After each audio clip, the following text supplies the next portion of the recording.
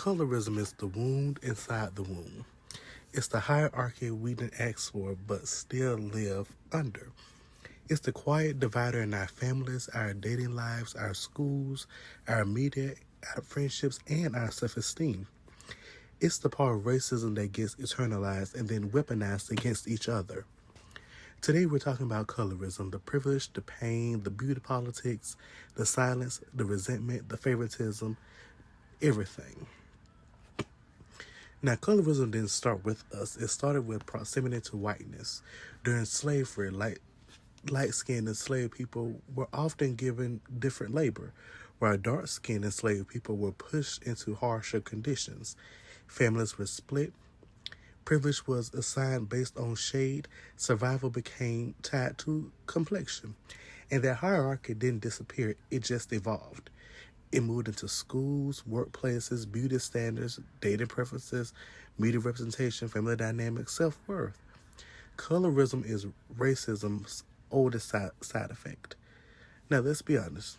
Lighter-skinned people is still treated as safer, prettier, more marketable, more acceptable, while darker-skinned people is treated as too much, too intimidating, too aggressive, too masculine, too unprofessional, too black.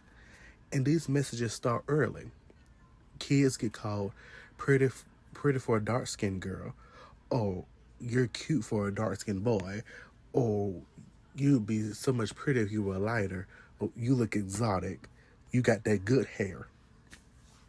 These aren't compliments, they're conditioning. I want to take a moment to talk about that when it comes into media representation. Let's go back to Real Housewives of Potomac. This was a hot topic all of season 7. Yeah, season 7. If you remember, Candace and Wendy, they were two dark-skinned people on the cast because Monique left during season 5. But I'm going to get to Monique later. They were the only two dark-skinned people on the cast at that time. Everyone else was light. Those two got called aggressive more times than you can count that season. And Wendy got called aggressive after she stood up and defended herself against Mia, who was a little bit more lighter than her. She got called aggressive by Robin Dixon, on Housewives of Potomac. They were in Miami at the time celebrating Karen's birthday. And long story short, Mia and Wendy, they was going back and forth. And so Mia proceeds to get up and throw a drink on Wendy. So Wendy got up and, somebody throw a drink on you, your first instinct is like, okay, let me tell you something. Let me get you together. Let me give you the 2-piece combo. And so Wendy really didn't get her, fight. She still stood her ground because, Wendy's a professor. She's a Dr. Wendy Osefo, okay? But she really didn't fight her.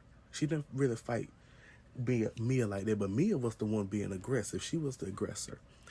And Robin was videotaping it like this was World Star. This was MMA fight and WWE and everything. She was like, you being aggressive, Wendy. You're being aggressive. You're antagonizing her.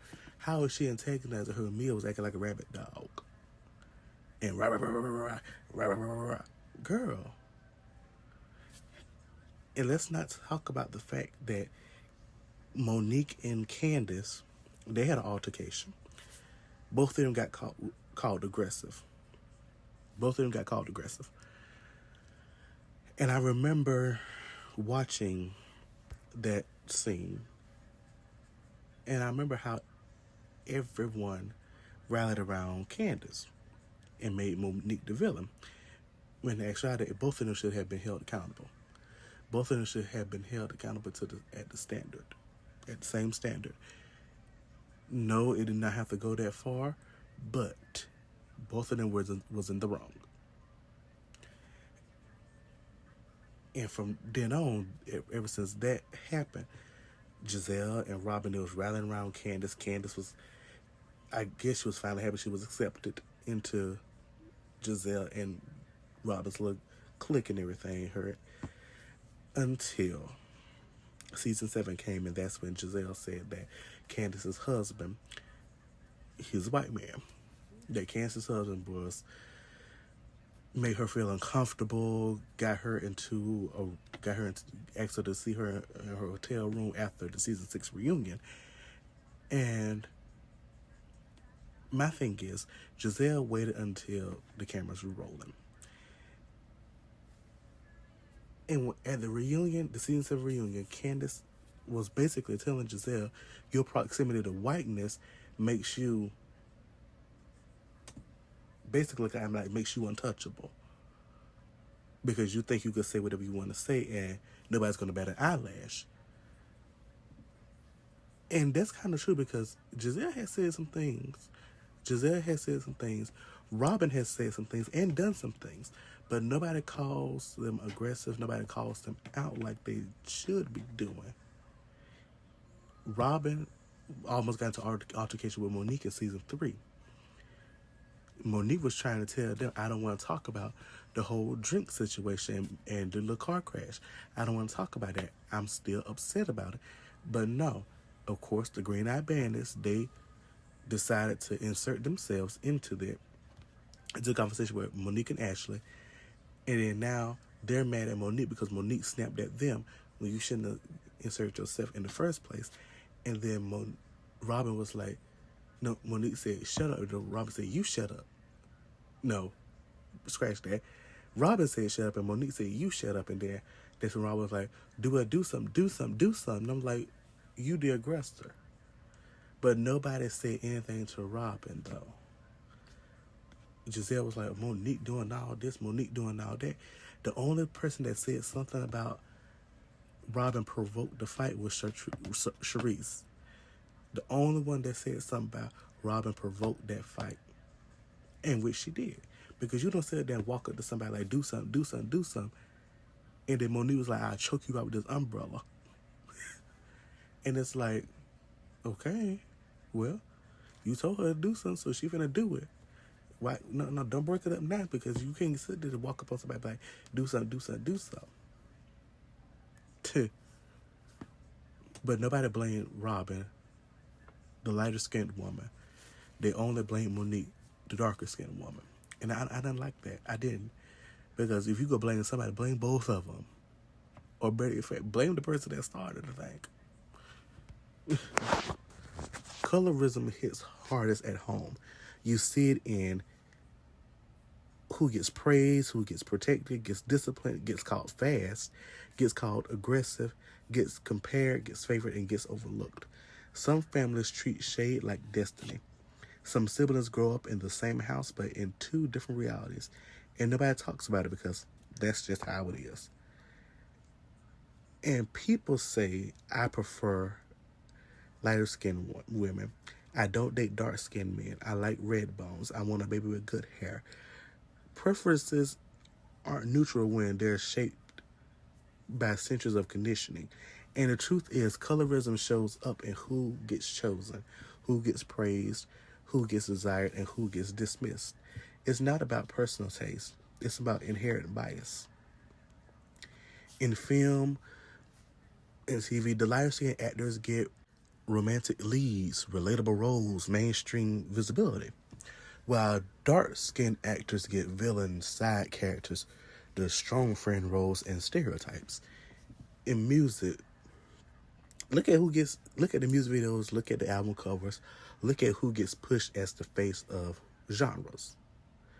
In beauty and fashion, brands still center light-skinned models as the universal look, and darker-skinned models get celebrated only when it's trendy. Representation is better, but the hierarchy is still there. And colorism doesn't just shape how the world sees us. It shapes how we see ourselves. It creates insecurity, resentment, comparison, shame, self-hate, and silence. And my thing is, it doesn't have to be like that, but We all know how it is. We all know how it is. And it also creates distance between us. Darker skinned people internalize rejection. Lighter skinned people internalize guilt. Both internalize confusion. Colorism is a wound that cuts in every direction. But here's what's happening. We're seeing darker skinned women reclaim beauty narratives, darker skinned men being affirmed without stereotypes, more honest conversations, more accountability, more representation, more nuance, more healing, more self-love, more unlearning. People are naming the wound inside of instead of pretending it doesn't exist. And naming is the first step toward healing it. Colorism didn't start with us, but it lives in us. It shapes us. It divides us. It wounds us. But it doesn't have to define us. We're in a new era. One where we're choosing honesty over silence, healing over hierarchy, and community over comparison.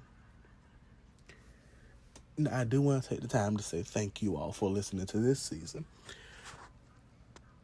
After this episode, I will be taking a little break. I will.